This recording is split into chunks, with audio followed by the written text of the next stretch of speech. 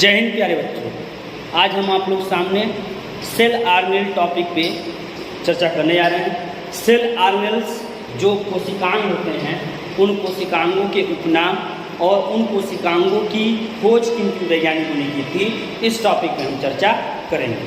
ठीक, तो इस बात को बिल्कुल ध्यान दीजिएगा कि जो हमारे शरीर में कोशिकांग होंगे, जो हमारे कोशिकाओं में कोशिकांग होंगे, जो पादप कोशिकाओं में कोशिकांग होंगे, उन सभी कोशिकांगों के नाम, उनकी खोज किस वैज्ञानिक ने की और उनका उपनाम क्या है, उसे दूसरा नाम क्या दिया जाता है, इन पॉइंट पे हम चर्चा आपके सामने करेंगे।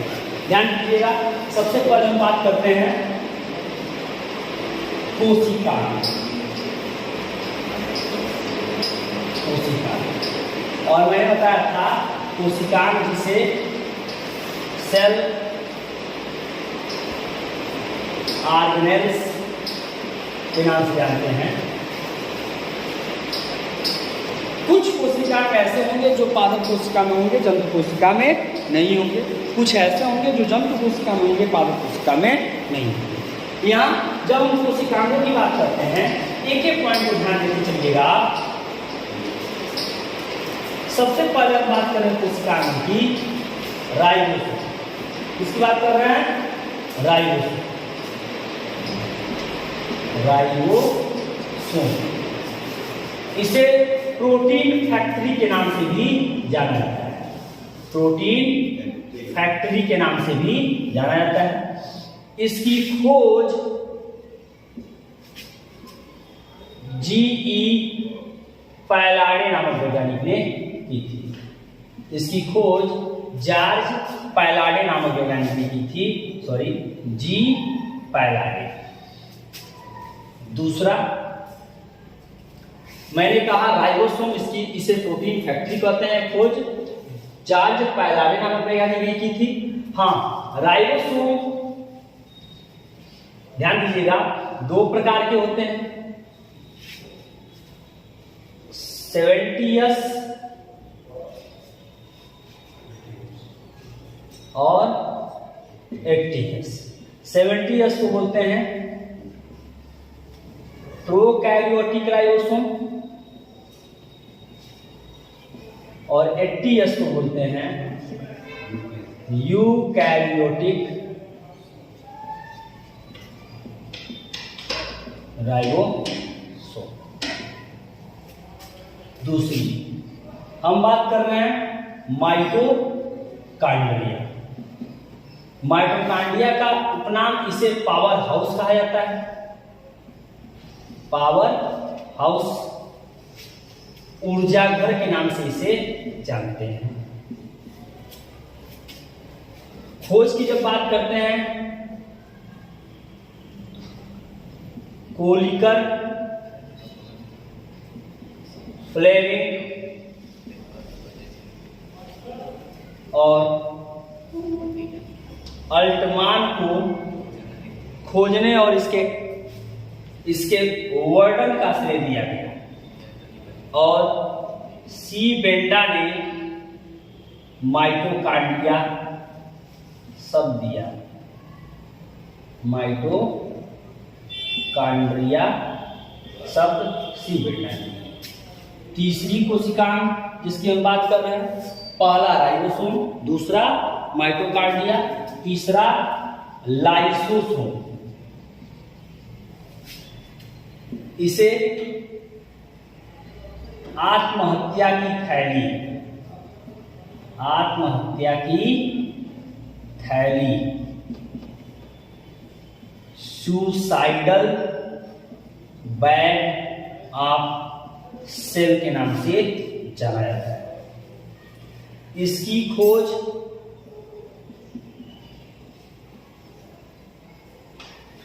C.D.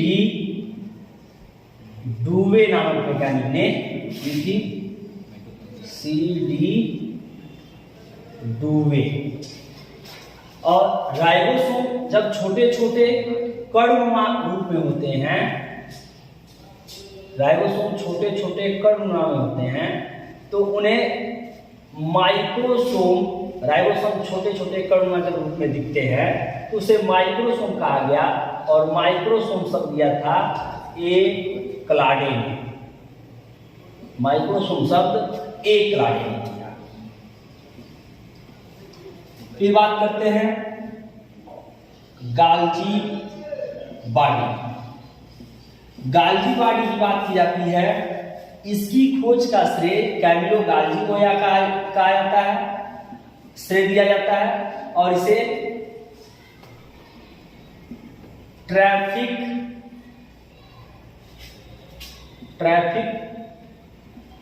पुलिस के नाम से जाना जाता है। इसे कोशिका का ट्रैफिक पुलिस भी कहते हैं, इसे कोशिका का ट्रैफिक पुलिस कहते हैं। इसके अन्य 5 नाम हम पिछले वीडियो में डिस्कस कर चुके हैं। इसके अन्य जो 4 नाम हैं, कुल 5 नाम जिसे मैंने बताया था, इसे लाइकोकार्डिया, Golgi complex, Golgi apparatus, Golgi body और डिप्टियोसोम के नाम से इसे जाना जाता है। खोज की जब बात की जाती है तो इसकी खोज कैमिलो गाल्जी नामक वैज्ञानिक ने की थी, कैमिलो गाल्जी नामक वैज्ञानिक ने की थी। इनके सम्मान में इसे गाल्जी बॉडी कहा जाता है। नेक्स्ट हम बात कर रहे हैं क्लोरोप्लास्ट, जो पादप कोशिका में तो होगा, जंतु कोशिका में नहीं होगा। क्लोरोप्लास्ट को कोशिका का रसोई घर कहा जाता है। इसे कोशिका का रसोई घर कहा जाता है क्योंकि प्रकाश संश्लेषण की प्रक्रिया में फोटोसिंथेसिस में इसका विशेष योगदान है। क्योंकि क्लोरोप्लास्ट के कारण ही पौधों के रंग क्या होते हैं, हरे होते हैं, और पौधों में क्लोरोफिल वर्णक के कारण वो हरे भाग जो होते हैं, जिसमें स्ट्रोमा और गिरेना पोर्शन होता है, जो प्रकाश को स्टोर करने का काम करता है, और उसके साथ साथ ग्रेनम जो प्रकाश की लाइट को, फोटॉन की जो प्रकाश की ऊर्जा होती है स्टोर करते हैं, और उसके अंदर स्ट्रोमा वाले भाग में प्रकाश संश्लेषण की जो प्रक्रिया होती है, इसमें 2 प्रक्रियाएं होती हैं, एक डार्क रिएक्शन और एक लाइट रिएक्शन, एक को बोलते हैं। इसी में आपको C3 और C4 प्लांट पे भी एक्सप्लेनेशन है, जो हम आपको नेक्स्ट वीडियो में आगे डिस्कस करेंगे। इसे कोशिका का रसोई घर कहा जाता है। इसकी खोज ई हैकल नामक वैज्ञानिक ने किया था। इसकी खोज ई हैकल नामक वैज्ञानिक ने किया था। नेक्स्ट बात करते हैं न्यूक्लियस। इसे कोशिका का दिमाग कहते हैं, कोशिका का दिमाग, brain of the cell, brain of the cell के नाम से जाना जाता है।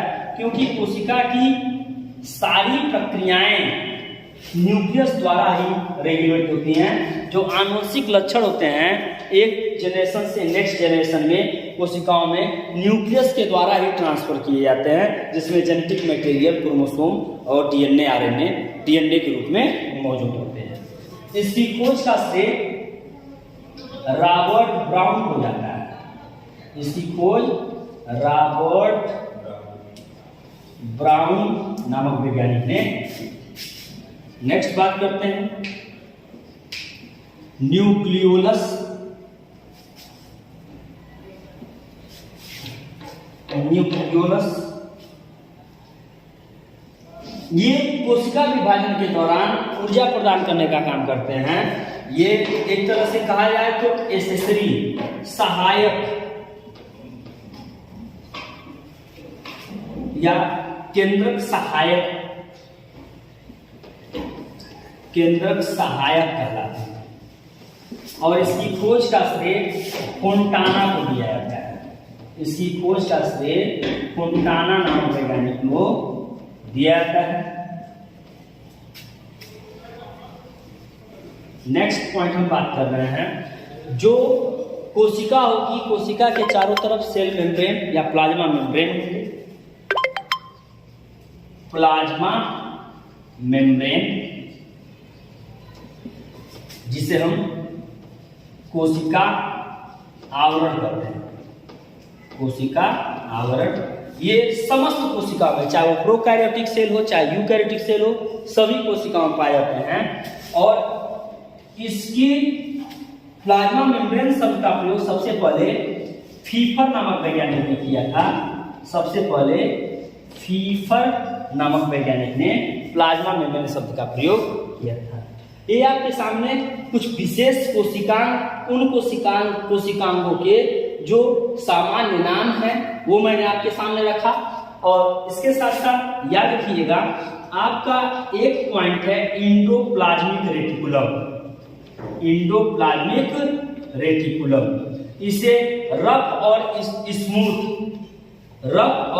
स्मूथ इंडोप्लाज्मिक रेटिकुलम में बांटा गया है। इसे प्रोटीन निर्माण सहायक या प्रोटीन निर्माण स्थल भी इस पे होते हैं और सहायक भी ये कहलाता है। इसकी खोज K.R. पोर्टर नामक वैज्ञानिक ने किया था। इसकी खोज K.R. पोर्टर नामक वैज्ञानिक किया था। जिस प्रकार बच्चे हैरी पॉटर याद रखते हैं, उसी तरह आप इंडोप्लाज्मिक रेटिकुलम को K.R. पोर्टर ने खोजा था। इस बात को याद रखिएगा। यहाँ आपके सामने मैंने बेहतरीन ढंग से कोशिकांग, विशेष जो कोशिकांग है उन कोशिकांगों के सामान्य नाम जो दिए जाते हैं, जो नाम उसको दिए गए हैं और उनकी खोज किन किन वैज्ञानिकों की एक टॉपिक में मैंने आपके सामने प्रस्तुत किया। और मुझे आई होप ये आपको बातें समझ में आई होंगी। Thanks to all of you. Please subscribe the channel और इस वीडियो को देखने वाले ज़्यादा से ज़्यादा इस चैनल को सब्सक्राइब करें और इसे शेयर भी करें, जिससे ज़्यादा से ज़्यादा लोग जुड़ सकें। और आप लोगों को डेली मैं इस प्रकार के सारे टॉपिक और वीडियो साथ आप लोगों के सामने प्रस्तुत होगा। Thanks to all of you.